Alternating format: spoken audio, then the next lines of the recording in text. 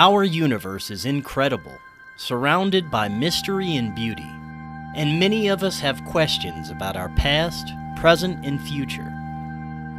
October Hallam is an intuitive medium with over 20 years of experience. She has assisted people with discovering their path by understanding their past and connected the living to their loved ones who have made the transition.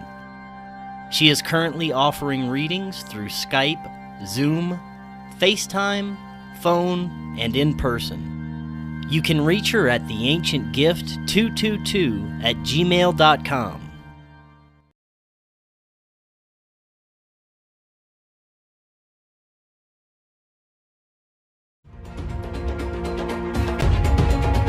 Welcome back to Forbidden Knowledge News. I'm your host, Chris Matthew. Today my guest is Dr. Mary Helen Hensley. Before I bring her on, I have a few announcements. Of course, I have to thank C60 Purple Power, which is a necessity for me because of the dramatic improvements I've had when it comes to my health, including more energy, better sleep, and losing over 30 pounds. Please check out their website to learn more about all the amazing benefits, or click the link in the description. If that doesn't work for some reason, go to c60purplepower.com and use coupon code KNOWLEDGE10, and when you place your order, you're going to get 10% off plus free shipping. And we're nearly at our relocation fundraiser goal, which is completely awesome. I want to thank everyone who's donated so far. You are absolutely amazing. You're going to be able to help us relocate, set up our new studio, and get everything we need to get done by December. We're going to be doing the fundraiser until the end of the month, so anyone that donates $10 or more is going to get a 3-month free subscription to our premium video site when it launches in December. And any donation of $25 or more, and you will get a copy of Cory Hughes' upcoming, what I call JFK Bible. It is the definitive breakdown of the assassination of JFK. It's going to end up being a series of books, and it's going to be amazing. So you will be put on the list to get those things. And if you have donated and you haven't gotten an email from me already, please send me an email, forbiddenknowledgenews@gmail.com. And finally, be sure to subscribe to Forbidden Knowledge News on lbry.com. That's library.com. It is our official backup channel. Just be ready for the next YouTube purge, because you know that they're getting rid of anything that goes against their narrative right now. So that's lbry.com. All our content is already there. Today I want to welcome Dr. Mary Helen Hensley. After receiving a BA in Communications and Graphic Design from Coker University in Hartsville, South Carolina, she was involved in a high-speed collision in Charleston, which resulted in a near-death experience. Riddled with injuries, including a broken neck, she went on to earn a doctorate in chiropractic at Sherman College of Chiropractic in Spartanburg, South Carolina. Endowed with the gift of downloading an individual's biography in order to change their present state biology, she has facilitated the healing process for countless individuals. She's the author of 9 books, including Promised by Heaven, co-author of the #1 bestseller, Bringing Death to Life, and Understanding is the New Healing, Miraculous Recoveries from Physical and Emotional Trauma. Dr. Mary Helen, welcome. How are you today? Hey, it's so good to be here. Thank you for having me. Oh, of course. Been looking forward to it. Your story is quite fascinating. You were involved in a car accident that changed your life forever, and you were actually able to recount all that took place during your near-death experience. And I've had quite a few people that have had near-death experiences as guests, and it is so fascinating to hear the details and also similarities between each one.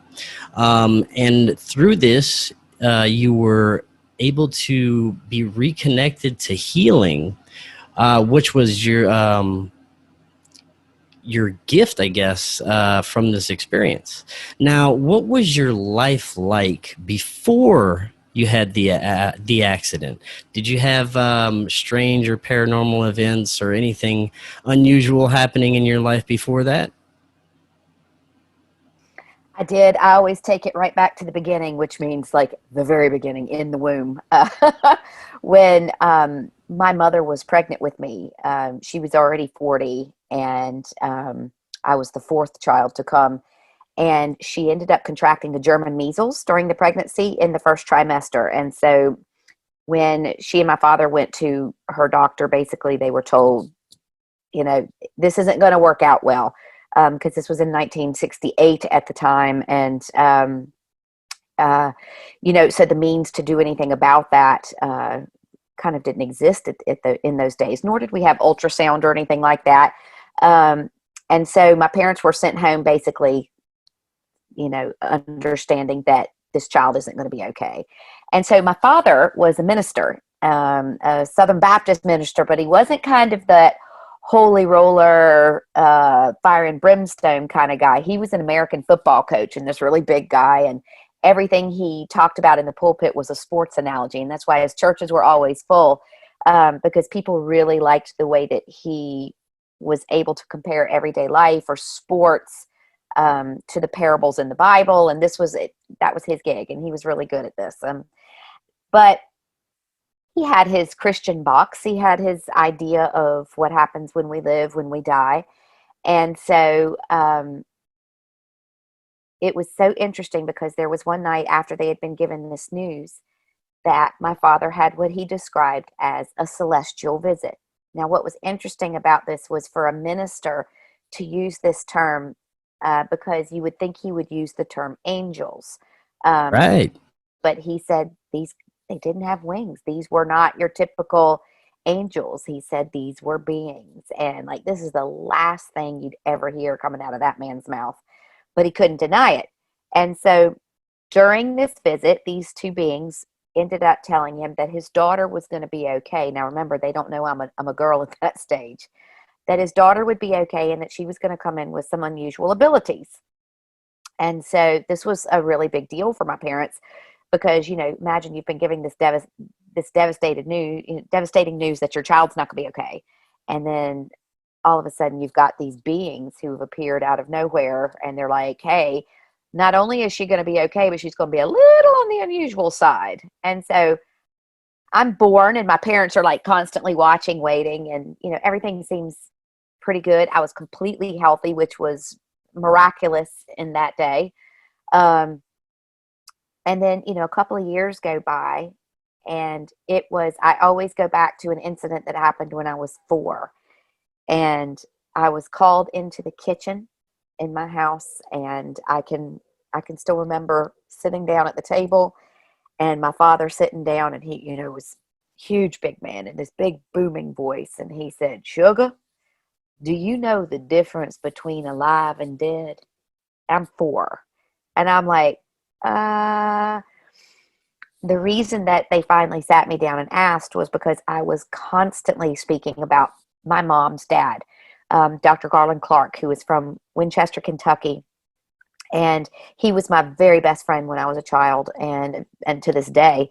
But my greatest confidant, he was there at all times. And we were talking about conversations like you wouldn't believe. He was prepping me, grooming me from a very early age about the idea of what it means to be in service. Now, did he appear to you just like anyone else, or was it Well, in spirit form, or? that's the kicker, is I'm thinking he's a real person all along. And I get called into this meeting at the kitchen table to find out that Judge has been dead since I was 1. And so my parents are trying to get their head around the idea that I'm talking about things about my grandfather Judge that there's no way that I could know about. And they can't deny it. And so now all of a sudden this little celestial visit is starting to make sense. So I imagine all your communication was when you were alone to speak with your grandfather, right? Yes. Yeah. Very, very interesting. Yeah. Yeah. And at nighttime usually, which was really interesting because I'm still, you know, I'm 51 years old and I sleep with the same pattern I did when I was 4. You know, very little sleep. And it's a very interesting time sleep is for me. a lot of journeying and a lot of, I just expect the sleep to be broken. I expect someone to turn up. I expect, because it just has been happening my whole life. So I never go to bed thinking I'm going to get like a 12-hour sleep or something like this. That just never happened ever in all of my years. So yeah, you know, he would come in and he would talk to me about stuff, and then I'd go tell my parents, and they're like, there's no way she could know that. And so it was at 4 that I began to get my head around the idea that looking at you like that, even though I'm presuming you're a real guy sitting on the other side of that, but right now you're on a little flat screen here and we're having this real-time conversation, but that's reality to me. So when I'm looking at my grandfather, who looks like a real person to me, but is maybe not in a tangible form to other people, he was still very real to me. He was palpable. I could touch him. He was there. And so to suddenly find out that that's not other people's experience of that reality, I was beginning to understand very early on that our perceptions of reality and the way that we can interact interdimensionally while we are incarnate is a very different and unique experience for every individual who's here. That's fascinating. And I hear, you know, a lot of people that have these experiences as young children, experiences with paranormal activity or seeing spirits, that eventually when they get a little older, it kind of starts to fade away. Did that happen with you, or were you able to maintain this? No, it definitely didn't happen to me. There were stages where I kind of wish it had. Because as a kid, what was happening is, you know, you can only imagine, you know, your father's the local minister and you're like, hey, Dad, you know, Mrs. Jones is going to be dead on Tuesday. You better get working on that eulogy.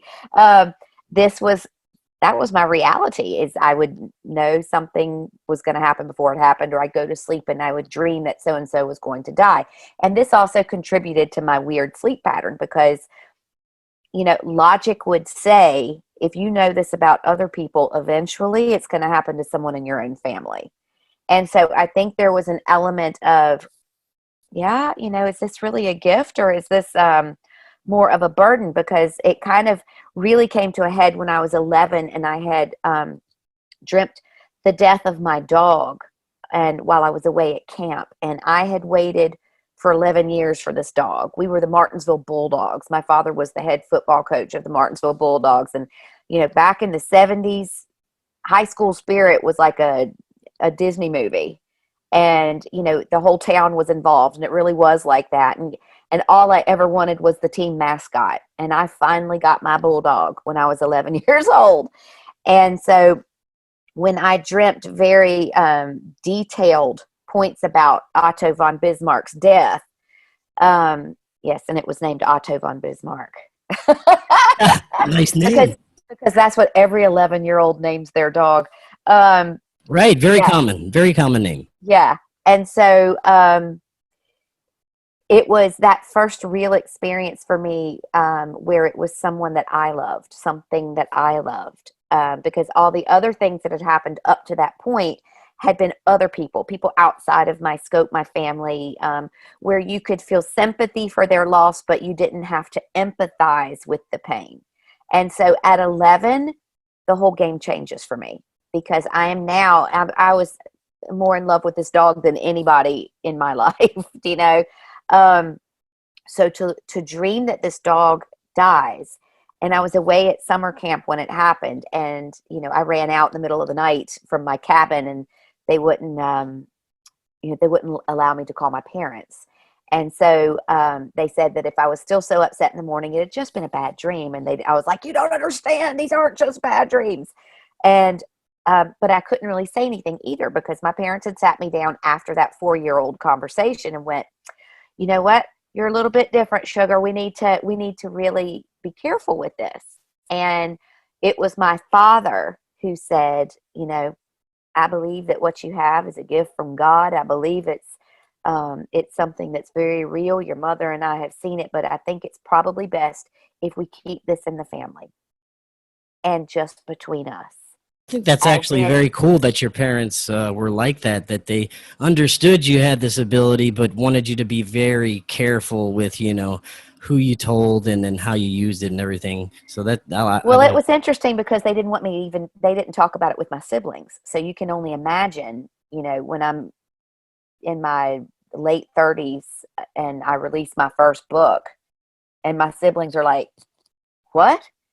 Because they just didn't know. It had been something that we'd kept quiet for so long that it just became easy to keep quiet. And so when that first book came out, they were just like, where was I during all this? So yeah, it was just really interesting because I really see that time at 11 years old as a real defining moment in my life. So then as I moved on and from 11, I get older, I go off into college, and it was interesting because, at that stage you're awkward, you're 18, you're moving into a new environment, and all you want to do really is fit in. And so it was, again, something that made me different. It set me apart, and that I wasn't really seeing as an asset as much as I was seeing it as a liability. So everything continues. I'm still having these dreams. Things are happening, but it starts getting a little more as I've matured. The experiences mature as well. So it goes from dreaming that this person is going to die to having somebody's dead father who lives in the dorm room above me come to me in the middle of the night. It's the experiences began to change. And they still come in like this physical form to you? Oh yeah, it looks the same as I'm looking at you, That's amazing. which I guess because right now you're not physical to me, you're a video. But it's still, I'm able to kind of put together in my own head that you're real sitting there, I presume. If I get a phone call later and you're not, I'll be like, yeah, all right. Yeah, right. Yeah, exactly. Now, you continue having these experiences. When did you have this near-death experience? And let's, I guess, just tell us about that. Okay. So when I graduated from college, I'm from the South originally, and that's something that we do. If you're dating your college sweetheart, you're kind of going that direction. Your mom's already secretly picking out the china patterns, and you're being kind of pushed towards matrimony. If you're with that person. And so I was dating somebody who was from Charleston, and so it was kind of the natural progression that we would move to Charleston and begin finding jobs and starting life. And so we had graduated in May, and in December of that same year, so this was 1991, on the 14th of December, it was in the afternoon, and I was heading off to the sign company where I worked to go to the Christmas party.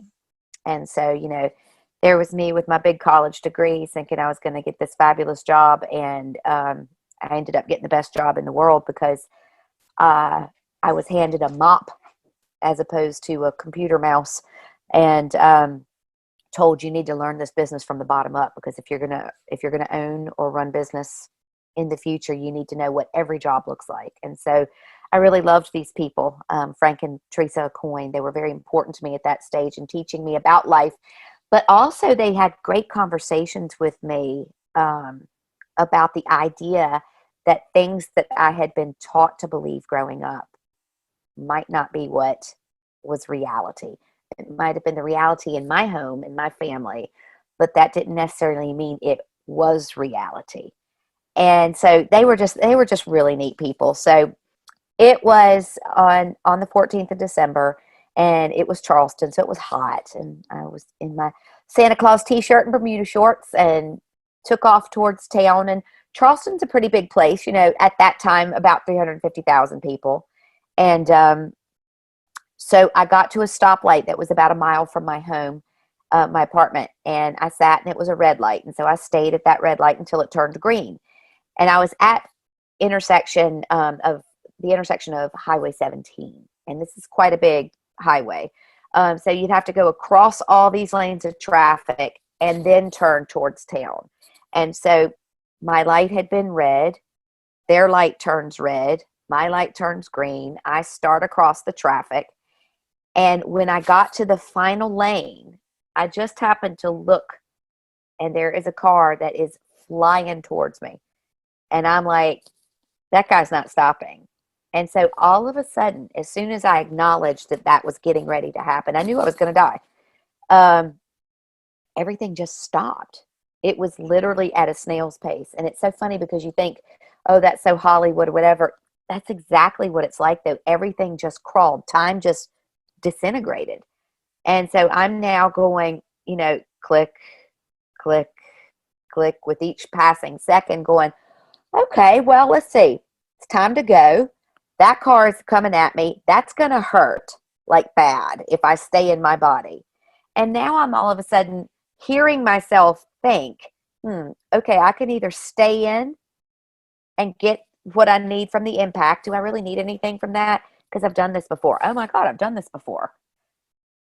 Or I could just take off. And I'm like, yeah, that sounds better, because I've died before. I don't need to do this. And I'm like hearing myself suddenly remember that this isn't the first and only time that I've lived. Because I can promise you that if I even knew what the word incarnation was at that stage, I'd be surprised. It just wasn't in my scope. And so I'm now all of a sudden deciding that, I've been there, done that. I'm going to get smashed. It would really hurt if I'm still inside the body. So I'm just going to go and take off now. And so there was this incredible sound, a drone. It was like a low vibration, to which I've likened many times to the Irish Ilian pipes. I'm a traditional music player, and the pipes are my favorite sound because it means a really good session's on the way. And so it's a bagpipes that the bag is filled under the arms, and it makes this really kind of noise. And I'm like, what is that noise? And so I have since come to realize that that noise, that frequency, is what keeps one tethered to the earth plane whilst going through that dying process. It's funny, I've heard that from people who have had out-of-body experiences before. There's this loud vibrating noise before you exit your body. Very interesting. Yeah, so I took option B, and next thing I'm up and out, and as I'm looking from what perspective wise would look as above down, everything speeds up again, just like that. It's like watching a movie go from really slow-mo to super fast forward. And I watched, and I had this really bizarre kind of detached interest. I'm not looking down in that car going, oh my God, I'm going to die. I'm like, I'm already dead. I'm there, I'm good, and the body is just being taken care of right now. And so I literally watch the car smash into me. So I'm not technically dead yet when I'm actually dead and watching. And that's fascinating to me. That is very fascinating to be able to see the impact of what could possibly be taking your own life before it happens. I mean, that's mind-blowing. It is mind-blowing, but what's so cool is, I was 21 when that happened. I'm 51 now. And I have worked with many thousands of people now at this stage, many thousands. And I have had the beauty, the blessing of sitting in on so many passings, of being there when people are transitioning. I've had the privilege of witnessing the miraculous returns, those who should have gone to, who cheated death, this whole 9 yards. I've been through all of it. And so I just think it's so amazing at this point to go, here's what happens very frequently is you've got someone who is going through their death process, and a loved one might be sitting there just absolutely twisted because they're looking at someone that they love suffering, and it's just breaking their heart, and there's nothing they can do, or they're listening as they go through the death rattles, or they're seeing them hit these peaks of pain.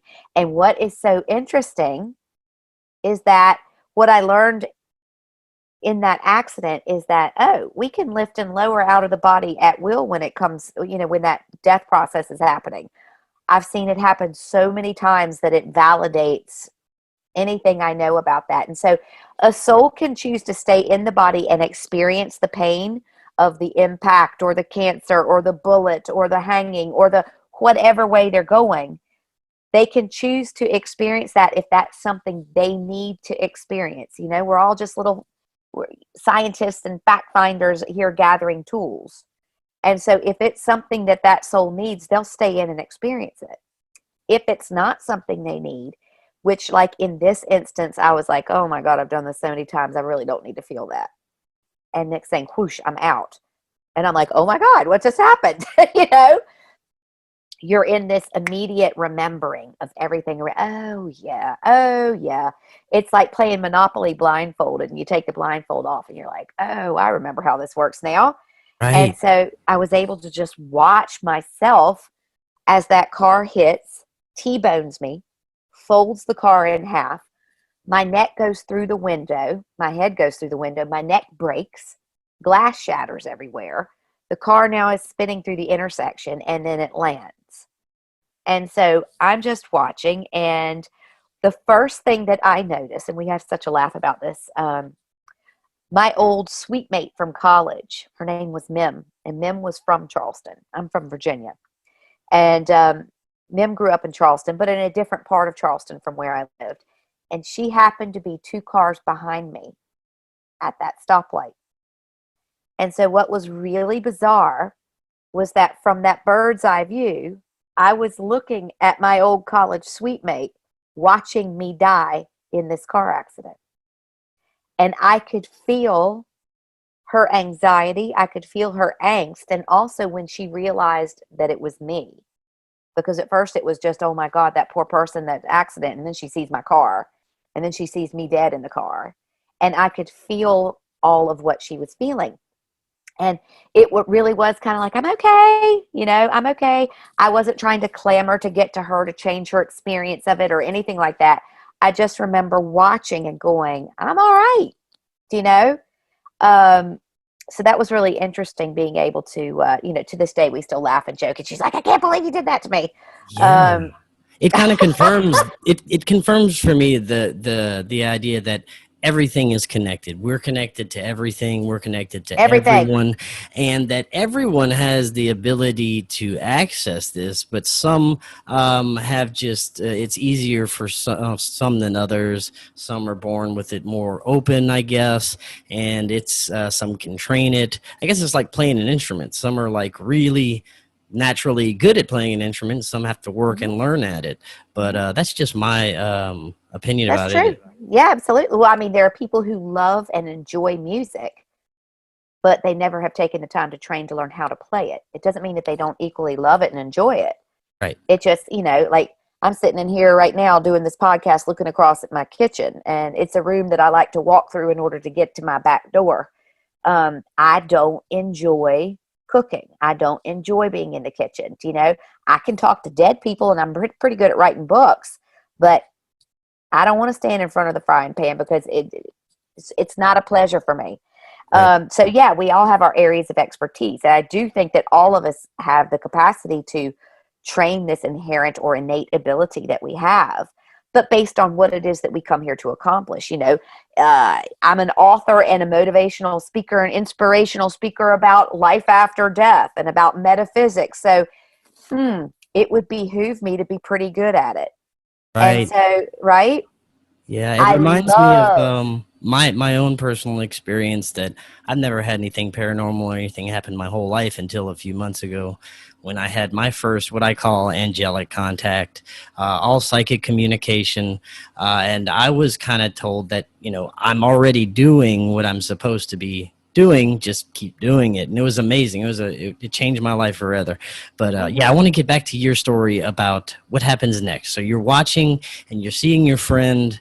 You're feeling her emotions as this Mhm. crash is occurring. What happens next? Well, you know, I'm watching. Of course, now people have stopped and are starting to gather because, like, I'm a spectacle. I'm a dead person in a car. The car is split, you know, folded in two, and people could see my. I mean, my head went out the window.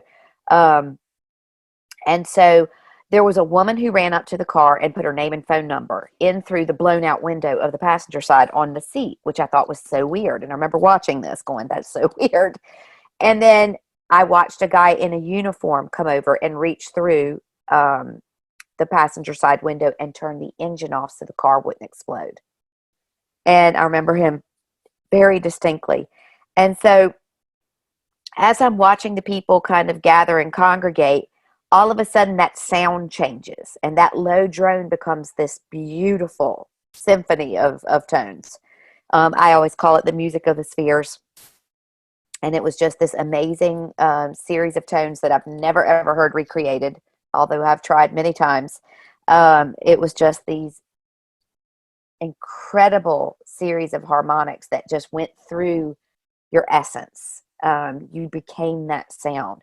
And so a lot of people have asked, is that when you went through the tunnel of light? I didn't get a tunnel. I got those sounds. So I know some people who've gone through a tunnel and then they've had that experience of opening up into the light. Well, for me, what happened was that frequency went from that low drone up into those beautiful sounds. And I didn't have an experience of going through anything. I was here 1 second and then I was somewhere else.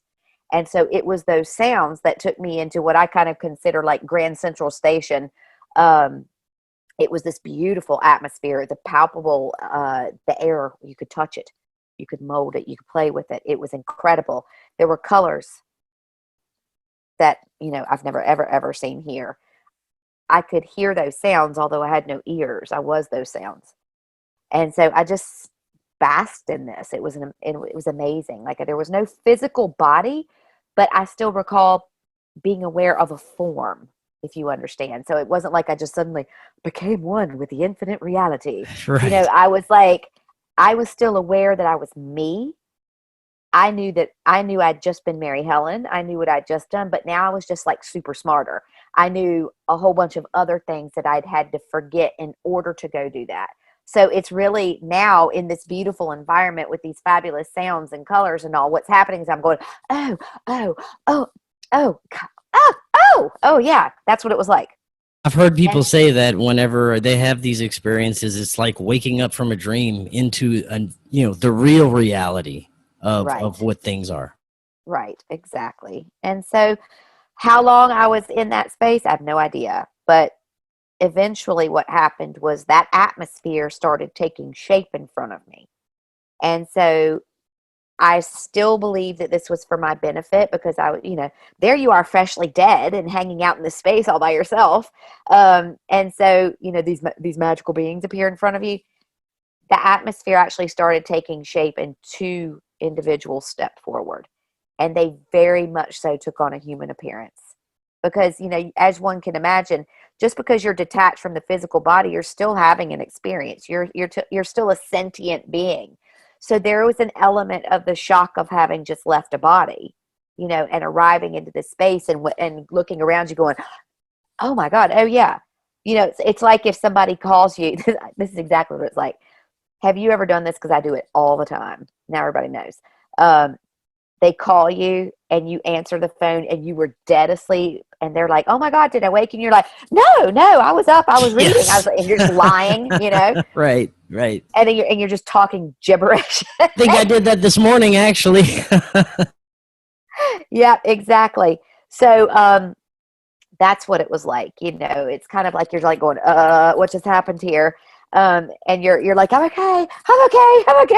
But all this stuff is kind of unfolding around you. And so I think for my benefit, these two beings stepped forward and took on a persona that would make me more comfortable, a little bit more in keeping with what I'd been taught to believe would actually happen. And because, I'm now kind of going, okay, I'm dead and I'm good. But I'm looking around and I'm like, where is everybody? Because, in my Sunday school class, they said Jesus was going to be there or my dead grandmother or somebody. And so I've got these two guys who are stepping forward in these, and they had on these beautiful robes, but they were this caramel color. I will never forget. It was the most beautiful color and it had like this pearly essence to it, but it was alive. It's like the clothing or the image of clothing that they had on was like it was alive. It was so cool. So they're there and they look like two older men. And I happened as a child to be someone who was always in love with old people. So where like maybe my friends would go off and they're playing with other kids their age, and which I did that too. But if there were old people around, I'm with the old people. I just had this affinity from the time I was quite young with elderly people, and still do to this day. And so it would completely make sense that that would be the image that would step forward for me is two beings that looked very elderly. And that made me feel good. And so they just sat there, and I'm just kind of sitting there, and I'm like, okay, what's supposed to happen now? And they're waiting very patiently. And I could not figure out yet who they were. And they just waited very patiently. And then all of a sudden, it was like a ton of bricks fell on my head. And I'm like, oh my gosh, these are my guardians. Oh God, we have guardians. Oh yeah, we have guardians. Hang on a second. Oh my gosh, you guys have been with me since I was a me. And this homecoming ensues of just, oh my, there you are. Oh, but these weren't family. And these weren't people that I had known incarnate on earth. And this wasn't a dead relative. This wasn't, you know, these were beings that were separate from me, yet completely a part of me. And this was fascinating because that is totally not what I was taught to believe when I was growing up in church, you know? Right. And you're kind of like looking around and you're like, okay, where are the harps and the angels?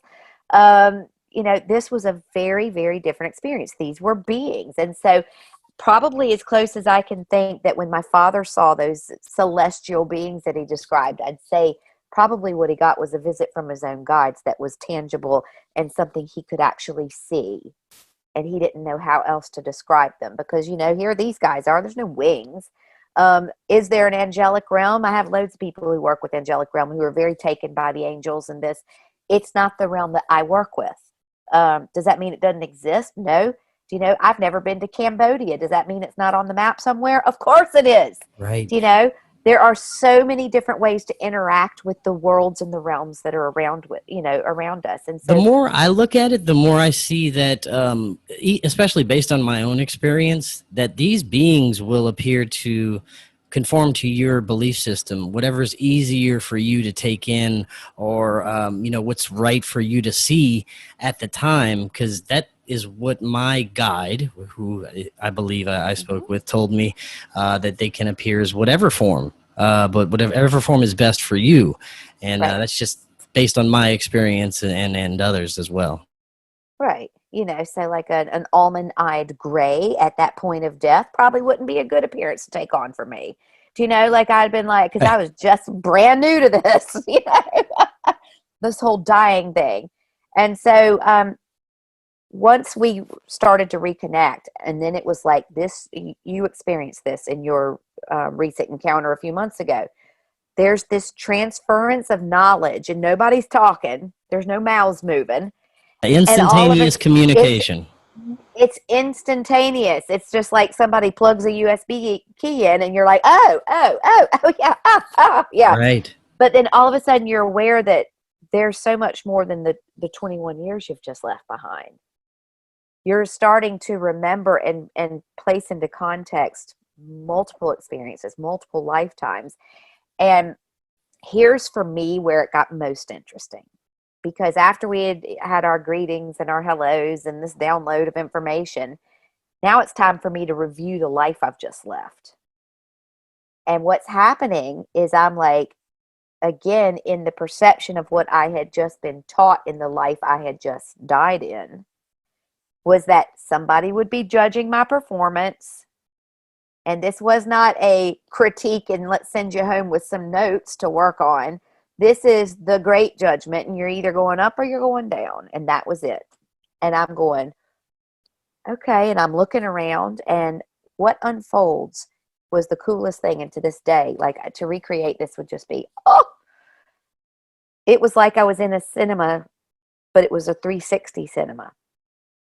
And so I suddenly have this awareness. Oh my God, that's how this works. Oh yeah. And I'm in the center of this. And I am watching myself getting lost at Virginia Beach at the age of 5, while I'm being raped at a college party at the age of 17, while I am winning Living History Day at the age of 12, all at the same time. And you want to talk about paradigm shifting, walls falling down, mind blowing. This was it. This was that moment where you have that inner knowing. You're owning, not just trying to intellectualize a concept. You are now owning concurrent life, concurrent lifetimes within one single life and within multiple experiences. Oh my God, this is all happening simultaneously. And everything that I thought that I had known to be true just disappeared. Just disappeared. You couldn't even try to That's justify fascinating, it. and I've heard the same thing from near-death experiencers. That's very amazing. Yeah. So, there I am watching all of these things. And so, of course, I'm kind of like peeking around a little bit going, well, is God supposed to be here? What's happening? Like, who's judging this? Is there a proxy? Does he send in his second man? What happens here? And I'm suddenly realizing I'm watching. And then I'm suddenly very aware that I'm watching my own creation. And everything that happened, every experience that happened during the course of that lifetime is of my own doing, of my own creation. I'm watching every person who crosses my path, every individual, the good, the bad, the ugly, the wonderful, all of them coming in with a gift. And I'm watching, oh my God, you got it that time. Oh, you didn't get it that time. Oh, you got it that time. Oh, could have done better there. And I'm listening to myself, pen in hand, critiquing my performance and going, God, if you had that to do over, wouldn't this make so much more sense now? Right? And then you're looking around going, who's judging this? And you realize it's you. You're judging your own performance. And you're not even judging it, you're critiquing it. Because it's you who set it up in the first place. And all the stuff that you thought was so awful, you had actually put into motion so it would happen. So that it would be there for you to see how you'd get through it. And people, why would you do that? Well, first of all, if you're trying to think about that with, 5 senses in a human body, in this corporeal experience, you're never going to understand that, because if you're seeing it from a place of, everything is black and white, good and evil, reward and punishment, that's not how it works. That's a duality. That is a perception that we take on when we come here.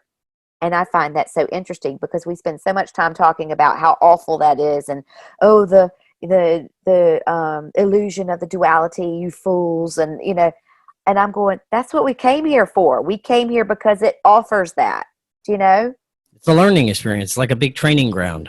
Right. And you know what?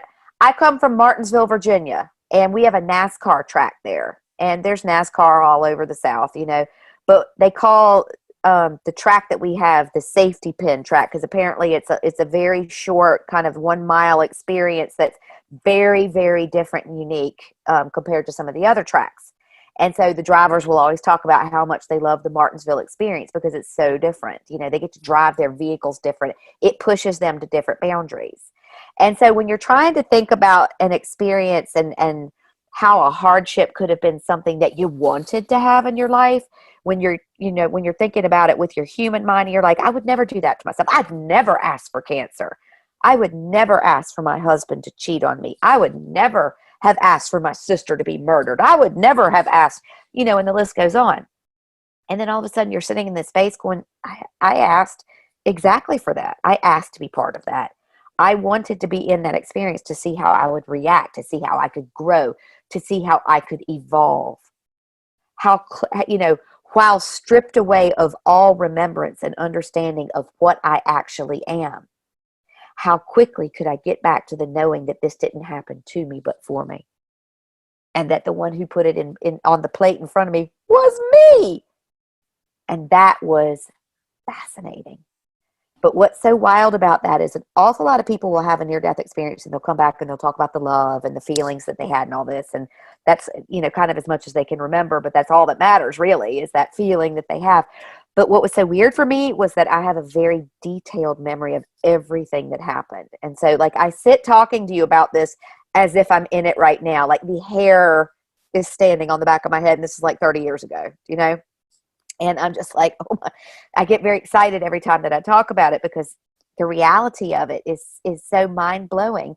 And it changed the way that I lived those next 30 years of my life. You know, I sit here at 51 and like, I get excited when I open a phone bill. I get excited when I open the electricity bill. I get excited when something wonderful happens. I get excited when something not so wonderful happens. And that's the beauty of that experience, is that you no longer look at yourself ever again. You can't be the victim of anything. It's not possible. And so, therefore, you can't blame other people for it. You can't blame them for anything in your life.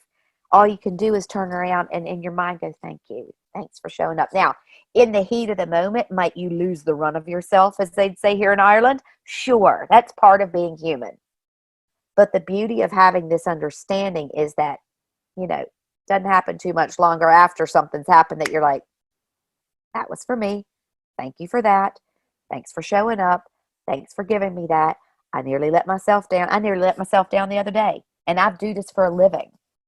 I have had the near-death experience. I've been there. That's part of being human. And sometimes we get in the game, you know. And I was walking into a hardware store to buy a refrigerator. And I had my mask on. And I didn't want to use their soap because they were using this industrial strength, horrible soap to wash hands before they went into the shop. And like, I'm a doctor and I'm washing my hands all day long. So I use this special soap so that my skin doesn't fall off, you know. And they wouldn't let me in. And so I had to take a deep breath. And I had to go, what are you going to do right now? Because I almost embarrassed myself. I was this close. Because that rage built up inside and the ridiculousness of everything that was happening around me. And then I stopped and I just went, you asked to be here in the height of the ridiculous, in the theater of the sublime. You asked to be here. You wanted to be here. So every time you find yourself getting a little bit ticked off, you need to step back. And as enlightened as you think you are, guess what? You're not. Or else you wouldn't need to be here. And I was like, so I'm laughing at myself 24/7. That's what I do. After having had that incredible, life-changing, mind-blowing experience, I laugh at myself all the time.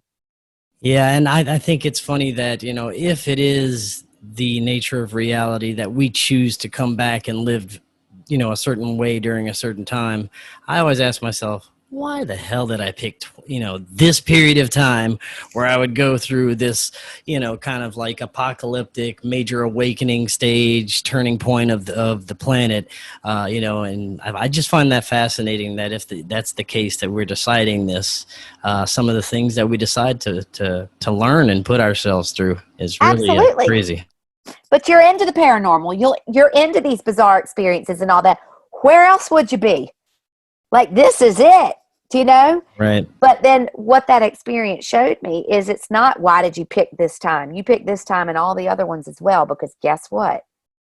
We are fractals of the same whole. And we are seeing this experience through multiple sets of eyes, you know, 8 billion and something on the earth at the moment. Right. And we're getting the opportunity through 8 billion plus eyes to see what this experience looks like. Because to you and I, we might be seeing this, oh my God, there's a war between dark and light going on, and there's this going on, and the world banks are doing this, and politics are doing this. And the kid in Africa who's being handed this little plate of food, and it might be the only time he eats this week, he is not having the same reality or the same experience that you and I are. He is completely and utterly 100% unaffected by that, because he incarnated into that space for that experience at the exact same time that we're having this. Therefore, we are fractals of the same whole, experiencing the earth at this point from multiple sets of eyes. And we've been doing it since the dawn of creation. Man, this is so synchronistic, because me and my business partner Cory were having this exact same conversation last night. How it's the universe. You know, we're a part of it, and it's like the universe wants to experience everything, and it creates to experience it, and just keeps creating and experiencing and growing. And it's just the way that I look at it. But it's so fascinating when you start looking at the bigger picture of everything. Absolutely. So, yeah, so, you know, there's beginning and middle and an end to this story. And, you know, there I am, and I'm having this great awakening and this great understanding. And what was taking place was this recognition of I'm in complete control. I am the bus driver. So it's not like somebody gave me a choice to go back. I was making all of my decisions. I'm going back because I'm not done yet. I actually like that character. Because this kid, even though, I'm 18 in my head, I'm 51 years old, but I love the person that I am because I'm real funny and I'm really excited. I have a childlike wonder. I love, and I have really serious hyperactivity. And so I'm always doing lots of things all at the same time. And I'm laughing constantly. And what's really funny is that I'm here by myself raising these two girls, and and just on some days I am just fabulous, and other days I'm making a complete balls of it, and it's great.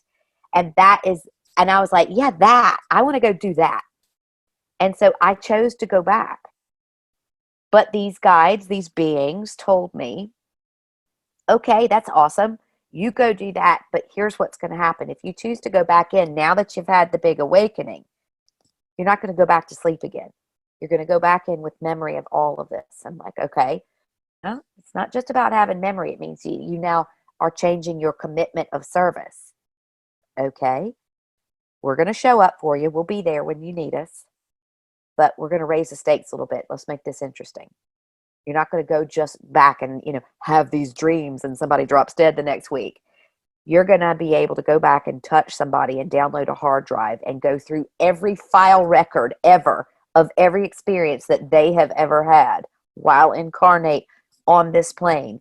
And you're going to be able to go and pick out the things that are going to assist them in finding their own way back to health. And I'm like, oh, is that all? Yeah, really? Really? Oh, and by the way, you don't get to just slide back into that body. That was a pretty nasty little accident down there. All right. I know where this is going. And Yeah. so there I go at breakneck speed back into a broken body, a broken neck. And I have to learn how to reinvent myself, not only physically, but spiritually and emotionally, because everything that I have now always taught myself to believe is true. This is a solid substance. Or is it? And this is also a solid substance that allows me to go toot, toot, toot, and then I can have a full-blown conversation with somebody on the other side of the world. What? And I'm the nut job because I use frequency to heal? Right. Nobody questions the fact that they can communicate every single day by bouncing a frequency from one phone to a satellite to another phone. But I can't see it. I can't feel it. I can't smell it. I can't taste it. And so I came back charged with the ability and the task of helping people learn how to manipulate frequency in a positive way so that they not only could change their physical state, but their emotional state and become the creators of what was happening around them in a more conscious way. Because we were always creating, whether you're asleep, but the picture that you create when you're sleepwalking is very different than the one that you create when you're awake. Now, when you were shot back to your body, did you immediately remember all of this experience, or did it take a minute for everything to come back? At that stage, I went into a body that was on the pavement. They had used the jaws of life and pulled me out of that car, and I was on that pavement, and the body was strapped to a board with my neck was broken, so a thing around the neck. So this all happened in a short amount of our reality's time, I guess. 15, 20 minutes maybe? Our perception of time, at least. Yeah, 15 or 20 minutes. So what was really interesting was when I'm down on that board, I was like, let me up. And I went to stand up. Now, I don't even know my neck is broken at this stage. This is so bizarre. And I'm trying to stand up. And I remember going back down to the ground, and they're like, what is going on? They're like, get it. And I'm like, then boom, I'm out of consciousness again. And the next thing I wake up and I'm inside of the ambulance. And I see this woman, and she would have been my mother's age in the back of that ambulance. And she was stroking my hair, and she kept saying, you're okay, sweetie. We're not going to let you die. And now all of a sudden I'm like, did she just say die? And then I'm like, no, I've already been dead. And now I start freaking out. And I was yelling, and I'm talking about everything that's just happened. And I sound like an absolute nut job because, okay, it's a head injury. She broke her neck through the window. So, but and then boom, I pass out again. And then I wake up again in the ER, and I'm in a room there, and hours now have passed. And what was so bizarre is I don't realize that my neck is broken yet. And so I'm like trying to swallow, and I notice I can't swallow properly. I'm like choking every time I try to swallow. And I was laying back on the bed, and this guy walks into the room, and I'm kind of looking, is he a doctor, whatever. And then I realize he's got on a uniform. And so he comes up, and the first thing he said to me was, "You're one lucky little lady." And I'm just looking at him.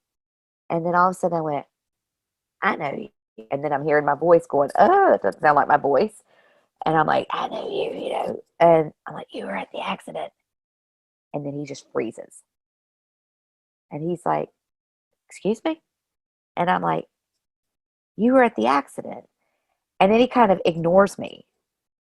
And then he goes, "Can you tell me anything that you remember?" And I'm like, now I'm trying to pull myself up in the bed. And then I realize something is really wrong. I've got that thing on my neck. I didn't, now I'm starting to go, oh no, my body is screwed. Because at first I'm just laying still, and I wake up and not really aware of what's happening. And then I'm trying to shift around, and I'm moving up, and then I'm looking at him, and I'll go, "You need to ask my old sweet mate. Her name is Mim Downs. You need to find her." And then there was this lady, and she put her name and number in the car. And he's like looking at me.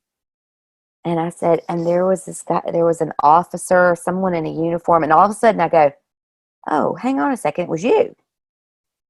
And he had this little notebook, and he closed the notebook, and he starts like backing up, right? Because now he is terrified, because he is realizing that he's the one who was organizing getting my dead body out of the car. And he's like, there is no way. Okay, maybe let's say you caught a glimpse of consciousness and you saw him there, fair enough, or whatever. But how could I have possibly known that she was 2 cars behind me? How could I have seen the other lady come across and put it in through the driver's side window? He's starting to put 2 and 2 together, right? And now I'm starting to put 2 and 2 together. And I'm like, I've just come out of this amazing experience. I'm now in this body, and I feel like I've been trampled by a herd of elephants. I just hurt from head to toe. I don't even know how to say it or what to say, because everything hurts. And I've got this guy looking at me and acting like he doesn't know that he was at my accident, and I don't realize that he's realizing, hang on a second. And so he left. And I was left to sit there. And what was so freaking bizarre was that this was a teaching hospital I was taken to in Charleston. And it was a Saturday. And they were understaffed. I was eventually let out without having had my neck x-rayed. And it wasn't until I ended up going to a chiropractor, a guy called Dr. Anthony Ross on Johns Island in Charleston, who was the one who sat down and went through my body from head to toe and identified all the breaks. It was like I landed in that hospital only to go out of it to discover what was going on. And if they had fixed any of my injuries in there, the next steps wouldn't have unfolded the way that they did. Right. And so I'm now, Dr. Ross can't help himself because he's an absolute genius, and he's so incredibly gifted when it comes to the human body, that now I'm going from a place that I'm completely broken, and rather than telling me, okay, it's this, and we're just fixing this and this, he educated me inside and out, right? And so now it's making sense that my grandfather had comes to me and he says, "You're going to chiropractic school." And I'm like, hell no, was my answer. I've just graduated from college. I've just been I've been 21 years of my life in school. I'm not going back. Right. And, are you kidding me? And I'm going, wait a second, into chiropractic school? And at that stage, I'm like, you're a medical doctor. Why would you send me off to be some kind of alternative kind of doctor? Like, what the heck, And so basically what he explained was that I needed to go where I was going because of what was going to be coming. I needed to go and learn a vitalistic approach to how the human body works. That we aren't just our pieces and parts. We don't just take something out when it's broken or patch over it or medicate it when it's, whatever. That I needed to understand how the spirit drives the body and how the body is there to serve the spirit. And I'm like, what? And then I start going through that process, and I finally understood why I had to be. And also, because of the gifts that I came back in with, it allowed me legally to have my hands on lots and lots and lots of people. And so I began to start to understand how this manipulation of energy and frequency that I had, how to work it.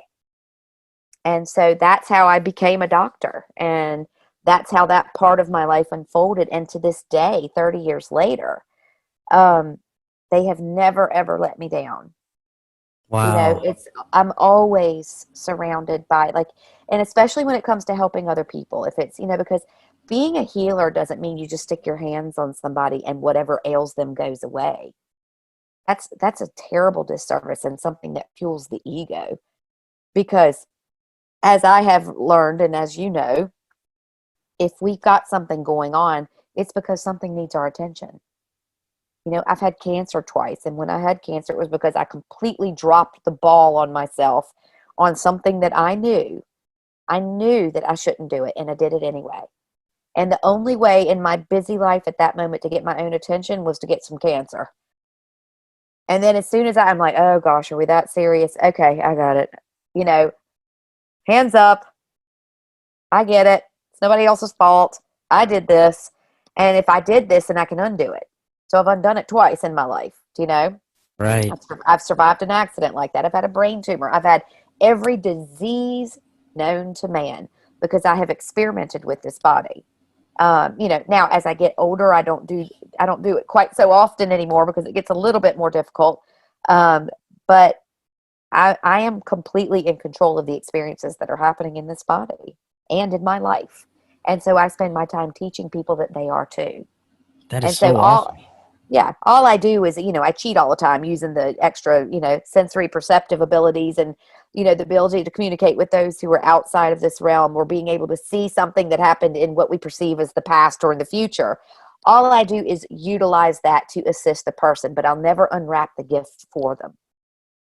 I will give them what they need in order to get from A to B, but I'm not going to drive them there. Now, speaking of, we've got about 25 minutes or so left. I'd like to hear about some of your, how did you get started actually healing and some of your success stories and maybe your first healing that you've ever done, just as much as you can get out in this amount of time. Okay. Oh gosh, there've been so many stories. And that's what I love is that it comes in so many different, in How so did many it different first? Let's start ways. with the first one. What was the first one like? The first one wasn't actually one big aha moment because I was actually in chiropractic school. What it actually started as was before I got to chiropractic school. Um, I had to do 2 years. I was an art major. I majored in communications and graphic design. So you can imagine all of a sudden the dead grandfather appears and he's like, hey, you're going to become a doctor. And I'm like, uh-uh. I can't balance a checkbook. And I heard I had to do chemistry and physics in order to get into school.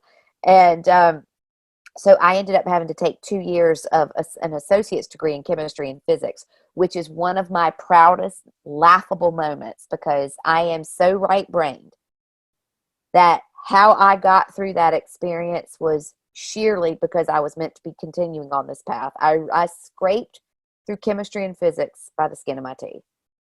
And so it was during this time and post-accident that all of a sudden I would be in a shop and something would happen. A person would come in, they'd have this problem or whatever, and I knew how to fix it. And so this is what began to unfold, this being in the right place at the right time thing. And it became more than just a coinky dink. It was happening like every day, right? And so that's how it began. And then, I remember walking out of the grocery store one day, and this old man walked past me, and he gave me a wink, and he goes, "Oh, you've been there." And I'm like, "What?" And he goes, "Double heart chakra." He said, "Look at mine." And I've always been able to see the energy or the light around people. And all of a sudden I'm looking at him, and he teaches me in that moment that if somebody has had an out of body experience, not just out of body and like astral traveling, but that kind of a disconnect where they go out and then make that choice to come back in, there's a double footprint. There's a double heart chakra. And so I learned this walking out of the Piggly Wiggly in South Carolina, and he's like, "I recognized you. I see you." And then now I can't unsee that, so like I can tell immediately if somebody's been through a near-death experience or, has had that type of an out-of-body experience. And then I would be there, and some project would unfold that only I knew how to get them connected with the person. So I started becoming this like dot connector. And then, here's one experience I could tell you. I'm in chiropractic school, and imagine this is all pretty fresh. And I went into school married and came out not married, because you can only imagine to that wonderful, loving sweetheart of mine that I moved to Charleston with and was married to for 4 years. He did not sign up for that for a lifetime, obviously in the grand scheme of things, he signed up for it for the period of time that it lasted. But like, imagine you're marrying one person, and the next thing, like you wake up in the middle of the night and where is she? That's a little unnerving. And what was happening was I started, I was hearing voices, and the voice would go, "Get up, go to the hospital." And I'm like, okay. And so I would do it, and I'd follow that voice. And I remember walking into the hospital and walking down this long corridor, and it was dark and it was quiet, and I was just allowed to walk in. Nurses didn't stop me. They just assumed I was family. And I kept walking, and there was this woman waiting at the end of the hall, and it was in the middle of the night. And she just looked at me. She put her hands out and hugged me, and she said, "I prayed. I knew somebody was coming." Now, I didn't know her, and she didn't know me. But she had been sitting there praying so hard, and just that somebody turn up. And her son was sitting in that room, and he was on life support, and he'd been in a horrendous motorcycle accident. And she said, "They have said there's absolutely nothing that can be done here. The brain damage is so severe." And she goes, "But that's my boy, and I cannot turn that life support off." And I said, "Well, why don't we do it together?" And so, it makes me, wah! And so in we went, and I stood at the end of the bed with her, and I'm like, oh my gosh. So imagine, like, are you supposed to say this out loud, that you help people die too? I'm at the end of the bed, and I took her hands in mine, and I put them on top of his feet. And she couldn't bear to turn the switch off. And so I said, "We're going to do this a different way." And I sat there with her, and this wave of palpable energy that I can literally feel as I speak comes through the two of us, and he flatlines. And then it was done. And she hugs me, and she's so grateful. And I walk away, and we never see each other again. And so, whatever you want to call it, God, the source, the universe, that, that cohesive interaction, when we talk about angels coming into our lives, or if we talk about time travelers, or if we talk about sentient beings, or, aliens, or ETs, or, really what we're talking about is just different manifestations of that same whole. We're just different manifestations, that fractal of that same whole. And if you happen to be in the right place at the right time, meaning that God can use you in a mighty way, and you have made yourself available to be used that way, that's what happened. And from then forward, I was like, I'm always on call if you guys need me, because that was awesome. It was awesome. Wow. And is that the way it usually works? You'll get this feeling that you just need to go somewhere and be at a certain place or meet a certain person? Yeah. And then, nowadays, of course, because I've been doing it for so many years, and I've written so many books, and, people know, and people contact me. But it's always interesting. The people, I don't ever get contacted by the people who are just looking for a superficial kind of, I just want you to take all my problems away. They're there because they want to do the work. And it's been really interesting that way. So I'm attracting in the type of people who are ready to really take responsibility and take it to the next level. Now, do you always have the ones who, a beloved sister or a spouse or whatever has cancer and you get that phone call? Yeah, of course, I do that often. However, I explain to them straight out, while I can put my hands on that and make that go away just like that, which in the very beginning I used to, and then I learned the hard way and the very humbling way, that eventually it's going to come back and it's going to show up as something else, either another type of cancer, another type of disease form, because they didn't get what it was there for. And you just bypassed them because your ego wanted to make that cancer go away. And I had to go through that experience, I had to be the healer almighty, I had to go through the Jesus complex in order to get to this point where you go in and you would never, ever in a million years take away someone's suffering just to make yourself feel more comfortable, or to make that family member feel more comfortable, that you are there to honor the process and that you are there as a servant, as a steward of humanity. And it has nothing to do with your agenda or what you want. Man, this is such great information. It really resonates with, my own experiences and beliefs. And I think, everybody needs to take a look at some of your books. Now, before you head out, you are actually working on a new project since the pandemic started. Is that right? A good few new projects. Well, why don't you tell us about a few of those before you head out? That's the beauty of the ADAD, the attention dialed into another dimension, is constantly creating and constant new ideas. And actually, I just released a new book yesterday, which is called Hugh and the Manatee, which is a preteen. So it's aimed at ages 9 through 12, and it's the first book in a gender identity series. And so it uses a little boy called Hugh who loves musical theater, and he's a brilliant swimmer, and he's got loads of friends, but he likes to paint his nails, and he's loves sparkly things, and he has a set of bullies who have been very hard on him. And so when they catch him down at a springs in Florida with his shoes off and they see his painted toenails and they start to bully him, a magical manatee comes up and takes the children underwater on an adventure where the manatee utilizes the aquatic creatures, because there are just so many, that are gender fluid, and goes, look, that daddy seahorse is carrying those babies. Look, that race fish over there has survived for millions of years because it can change gender at will. Look, that, and so rather than shaming the bullies, the magical manatee teaches the bullies via these aquatic creatures. And with every lesson, there is an experience that the girls are going through, that they feel this warm kind of honey-like sensation, and it's a sound, it's a frequency. And so the moral of the story in the book is that rather than shaming these bullies, we educate these bullies. We give them something that maybe they never had the chance to come across anywhere else in their lives. And we use frequency, because that's what I use in my healing work, is all frequency, because that's all we are, is frequency and light. And so we use frequency. So we're introducing to that age group the idea that you can actually manipulate frequency in the world around you. And so that it's what allowed these girls to have a change of heart.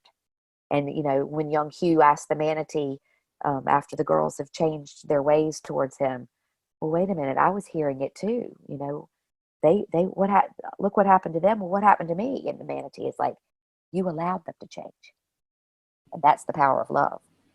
And so this is the first in an entire series, because I believe that every child out there has the right to see themselves represented in children's literature.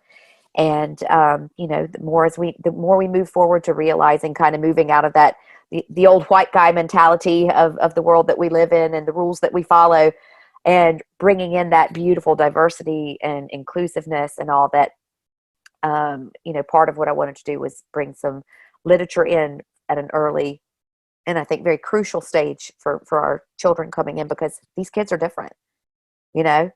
Their ability to express, their willingness to express, their want to be different than just the pink and the blue and the black and the white and the, you know, and we've got to be there to support them as they do that. And so I stepped outside of all of the work I do in metaphysics to kind of work a little bit on this series because I thought it was very important. And then I have another book coming out very soon. It'll be on Amazon Audible, and it's the very first book on Audible to be backed by these healing frequencies and brainwave states that correlate with the stories that are being told. So Understanding is the New Healing is all about my healing adventures and, you know, these sessions that I've done.